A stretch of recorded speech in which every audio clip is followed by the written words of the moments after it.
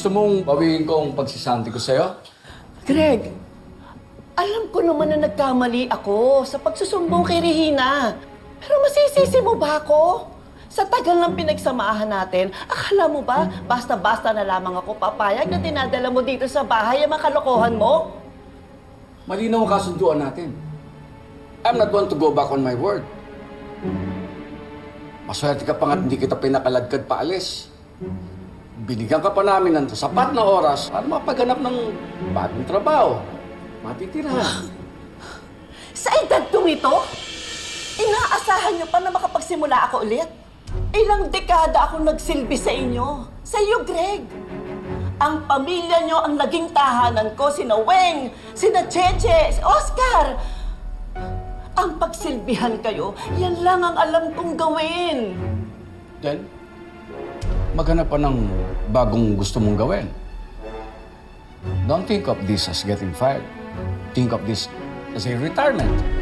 Dadagdagan ko pa yung separation payment. Hindi ako aalis. Huwag mo akong pilitin, Greg. Kung hindi, ilalathala ko lahat ng bahong nalalaman ko, lalo na tungkol sa'yo. Pinagbabantaan mo ako? Oo. Seryoso ako, Sir Greg. Hindi ako aalis dito. Ayokong umalis dito. Ayokong malayo. Kung si Regina, maraming pwedeng ilabas na sekreto. Doble ang nasa bulsa ko. Kaya huwag mo kong subukan.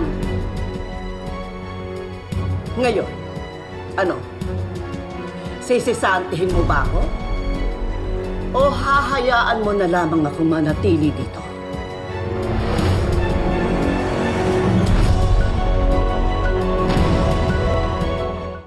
You're still here?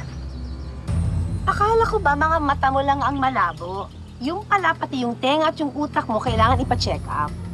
I'm going to give you a pair of spectacles for your poor comprehension para mas malinaw. You are fired. Sesante ka na. Chupe, go! Sorry, Ma'am Regina. Ang intindi ko po kasi, si Sir ang may huling salita dito sa bahay na ito. Sabi po niya, hindi daw ho ako si Sante. Kaya hindi ho ako aalis. What? Si Sir na lang po ang tanongin ninyo.